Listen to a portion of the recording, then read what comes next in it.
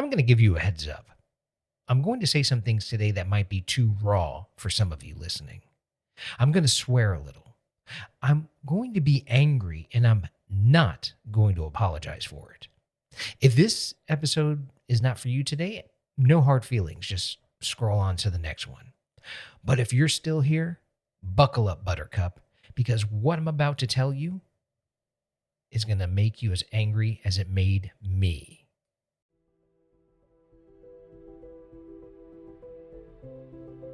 We live in a world where the most powerful technology ever built is being handed to you without instructions, without warnings, and without anyone asking whether it serves you or uses you.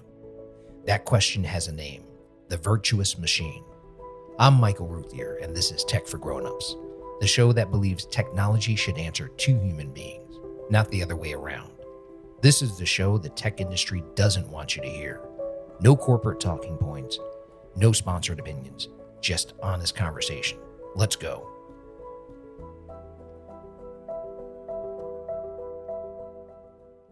I'm going to tell you about a gentleman. He's 83 years young. He led a pretty active lifestyle. He rock climbed. He did so many things. Now he can barely unload his dishwasher without being in excruciating pain.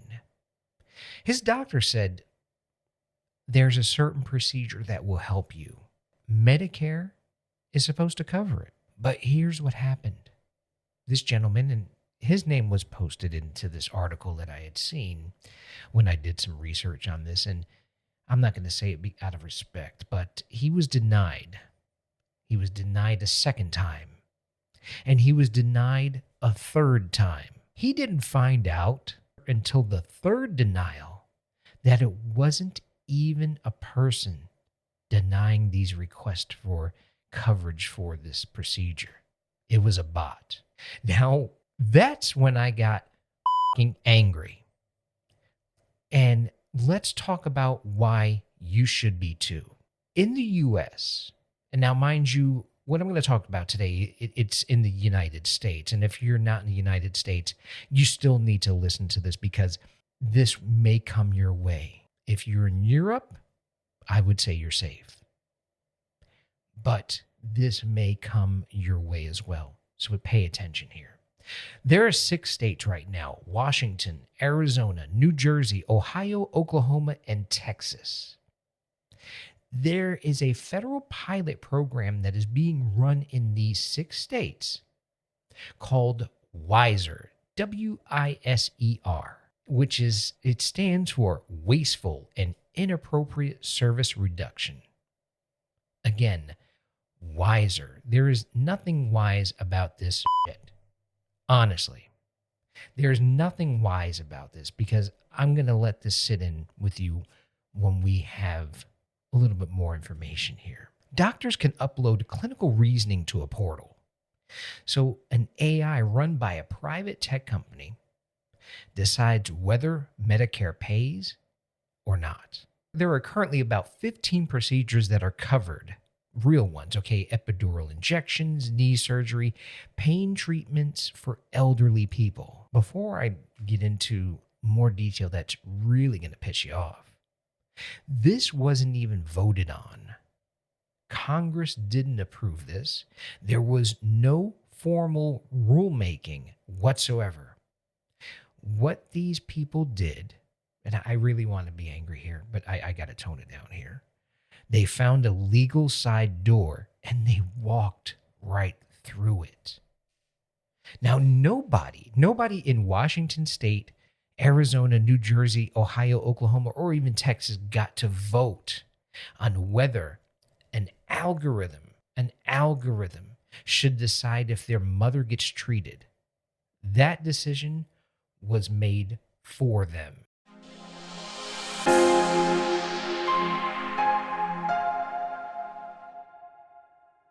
Now, this is the incentive that really should make you furious, not just angry, but furious. And before I get into it, when I first learned about all of this, my first reaction was, we've crossed that threshold that I've been talking about for a long time. meaning that AI is being used. It's being used. If you've seen the title of this episode, it's being used to make that determination who gets to live or die. Because of with this program, and I'm going to be clear here because I believe in precision over panic. And if you've listened to any other episodes, that's what I live by. No one has died yet from this. The only thing that has happened is people have waited way too long in pain to get an approval for a procedure that is covered by Medicare. But here we go. Follow me here because this is where it's going to get you. The companies running this AI, they get paid more the more treatment they deny. Now let that sink in. There is a financial reward built into the system for saying no to a sick person. And this is what makes my blood boil. I don't care wherever you are in the world. Our older people, 60, 70, 80, 90 years old, they're going to have ailments. They're going to have pains. They deserve a quality of life. This is a basic human right. But now we're using AI to determine who gets the treatment or not. Now, in this one article I'd seen, there was a technician, a scrub technician. He made a quote, and he said, every single appeal they have filed has been overturned. Every single one. So this is wonderful news. If literally every appeal against this bot gets overturned when a human finally looks at it, that means the bot is wrong by default. It's not occasionally wrong. It's the starting position. The reality of this isn't a glitch. This is not a glitch whatsoever. This is not an accident. This is a business model, and it's absolutely disgusting.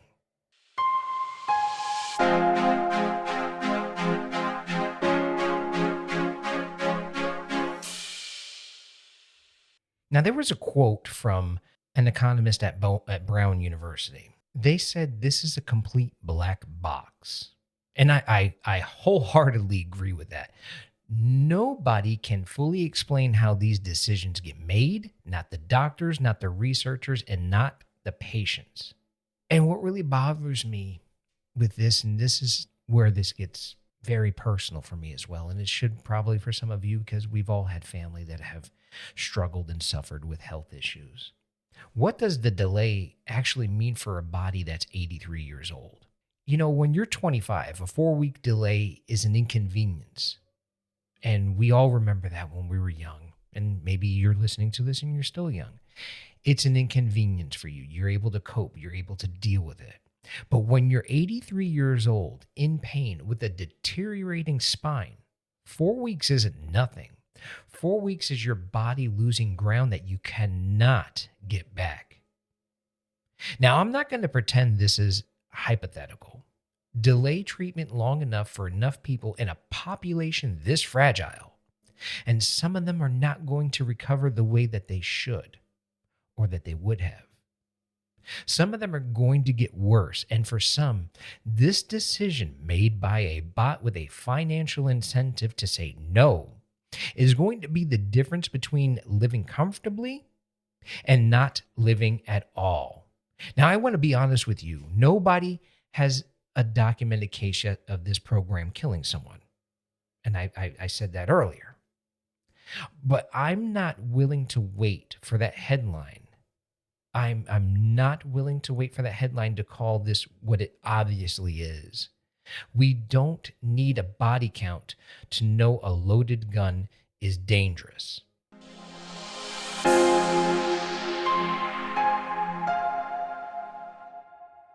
Now, earlier I had said to you that not everywhere in the world will, let me rephrase that.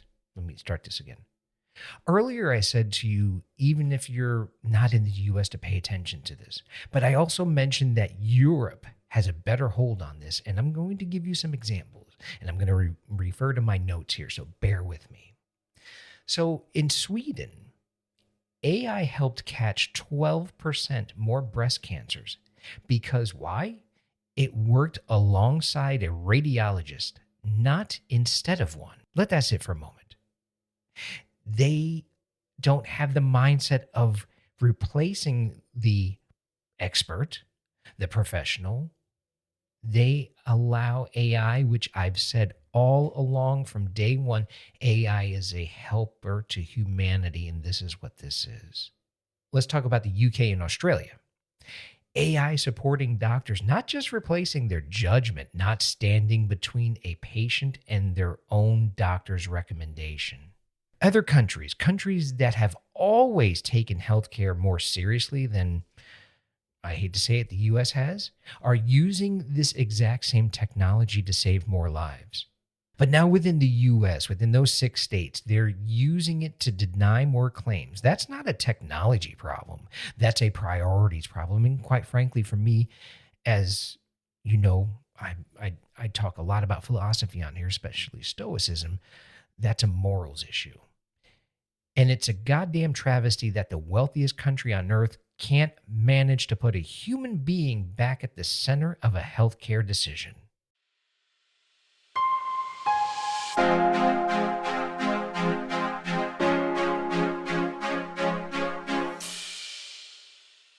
As with anything else, I don't like leaving you with fear or any of that. We need to hold people accountable. We need to do things to protect ourselves. So somebody signed off on this. Somebody at CMS, somebody in the administration decided that 6 states worth of Medicare patients were an acceptable place to test whether a bot could deny care at scale.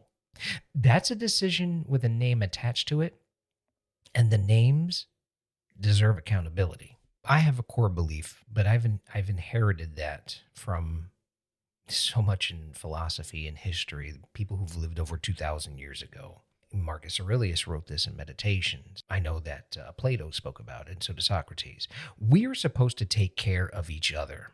That's the whole point of having a safety net at all.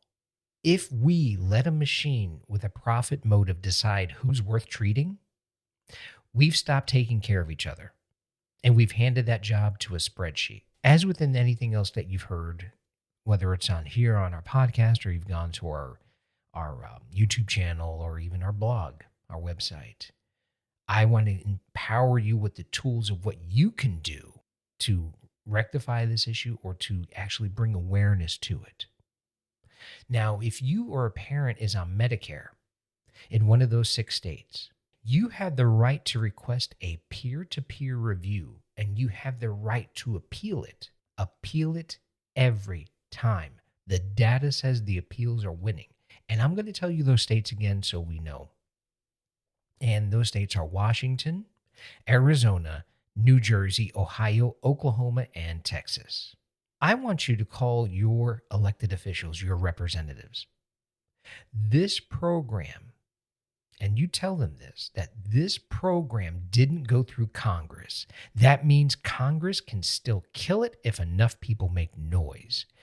And I always say, you have a voice, you have power. And enough people make noise to their elected officials, your elected officials, because they need your vote. They need you just as much as you need them. This is a 50-50 here. I encourage you to share this. If your parents or grandparents are on Medicare, share this episode with them today, not next week, today. Because the more people know what is happening, because I didn't know this until recently. Did you know this when you signed up to listen to me talk about it? No, you probably didn't. In the end here, we're all in this together. We really are. We're here to take care of each other. We have our likes, our dislikes, and our differences, but we have a common thread, whether you like it or not. And this is one of those times where we need to be protecting each other. We should protect our young and our old. Now, if you stand for nothing, you'll fall for anything. And I'm done being nice about especially this one. This isn't a policy debate for me anymore. This is about whether we still believe people deserve to be treated like people when they're sick, scared, and 83 years old. I strongly believe that they do. And if you think so too, prove it. Share this episode, call someone, appeal something, do anything except for nothing. I thank you for listening today, and I appreciate your time. And I'll see you next week. Marcus Aurelius asked a question that I think about every time I sit down to record this show. What is it fundamentally that this thing is for? Not what it claims to be for. What is it actually for? That's the virtuous machine question. And it applies to every piece of technology being built right now. The AI, the algorithms, the platforms, all of it. You'll find everything from today's episode at techforgrownups.com. Join the conversation in the community. The link is there. Stay sharp, stay loud, and I'll see you in the next one.